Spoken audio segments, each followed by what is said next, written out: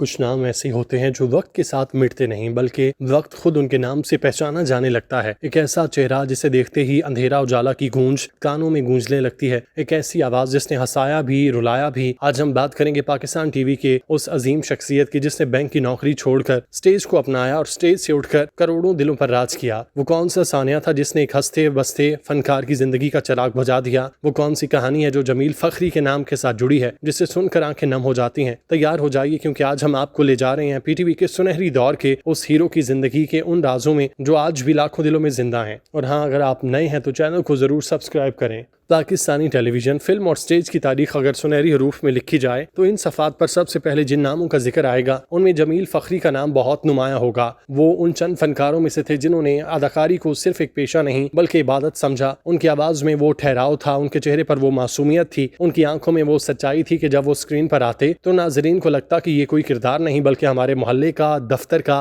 शहर का आम इंसान है जो अपने दुख सुख की कहानी सुना रहा है। जमील फखरी 15 सितंबर 1946 को लाहौर में पैदा हुए, एक ऐसे शहर में जहां फन, अदब और सकाफत की खुशबू हमेशा हवा में रहती है। लाहौर की गलियों में पल कर जवान होने वाले जमील फखरी ने जिंदगी की इब्तदा किसी फिल्मी घराने से नहीं की। उन्होंने तालीम मुकम्मल करने के बाद नेशनल बैंक ऑफ पाकिस्तान में मुलाजमत इख्तियार की। सुबह 9 से शाम 5 बजे तक फाइलों और रजिस्टर के दरमियान बैठने वाला ये नौजवान रात को अपनी असल दुनिया में लौट आता था। वो दुनिया थी थिएटर की दुनिया, स्टेज की दुनिया, जहां वो अलहमरा आर्ट्स काउंसिल और वाप्टा ऑडिटोरियम में अपने दोस्तों के साथ ड्रामे किया करते। बैंक की नौकरी और रात की रिहर्सल, ये दोहरी जिंदगी उन्होंने कई साल गुजारी। उनके अंदर फन का जो कीड़ा था वो उन्हें सुकून से बैठने नहीं दे रहा था। स्टेज से उनकी वाबस्तगी ने उन्हें पाकिस्तान टेलीविजन तक पहुंचाया और वहां पहुंचकर जमील फखरी ने वो काम किया जिसकी मिसाल आज तक दी जाती है। पीटीवी का वो सुनहरी दौर था जब ड्रामे सिर्फ तफरी नहीं हुआ करते बल्कि मुआशरे का आईना थे। उस दौर में जमील फखरी ने पाकिस्तान के नामवर मुसन्निफों, हिदायतकारों और अदाकारी के साथ काम किया। हर प्रोजेक्ट में अपनी अलग शनाख्त बनाई, लेकिन अगर उनके पूरे करियर में से एक किरदार को अलग करके रखा जाए तो वो है अंधेरा उजाला का पुलिस इंस्पेक्टर जाफर हुसैन। ये किरदार सिर्फ किरदार नहीं, रुझान बन गया। पूरे पाकिस्तान में बच्चे, बूढ़े, मर्द, औरतें, सबकी जुबान पर इंस्पेक्टर जाफर हुसैन था। जमील फखरी ने इस किरदार में संजीदगी और मजाक का वो हसीन इम्तजाज पेश किया कि आज भी यूट्यूब पर उनके ड्रामे की क्लिप्स चलते हैं तो लोग कमेंट्स में लिखते हैं कि क्या अदाकारी थी।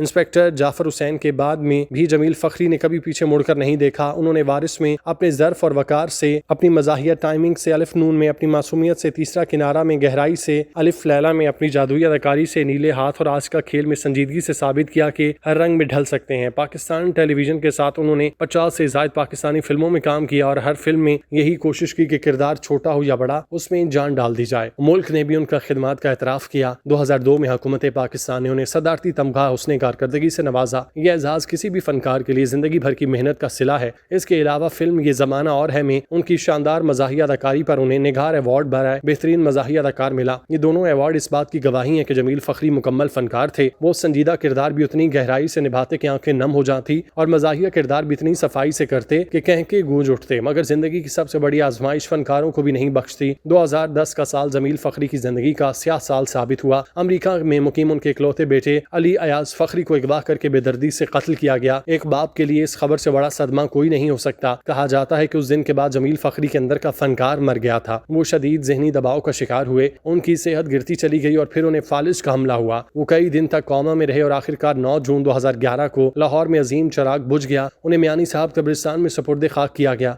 उनकी मौत के साथ एक दौर खत्म हुआ। आज 14 साल गुजर जाने के बावजूद जमील फखरी को कोई नहीं भूला। आज भी वो जब अंधेरा उजाला का कोई सीन सोशल मीडिया पर वायरल होता है तो नीचे कमेंट में लोग लिखते हैं, लेजेंड, असल अदाकार, काश ऐसे फनकार होते। जमील फखरी ने हमें यह सिखाया कि अदाकारी का मतलब शोर मचाना नहीं बल्कि दिल में उतरना है। वो सादगी की अलामत थे, मेहनत की मिसाल और पाकिस्तान की शोबिज़ इंडस्ट्री का वो चेहरा जिस पर हर पाकिस्तानी को फख्र था। वो जिस्मानी तौर पर हमारे दरमियान नहीं लेकिन उनके किरदार, आवाज़, यादें आज भी जिंदा हैं और रहेंगी।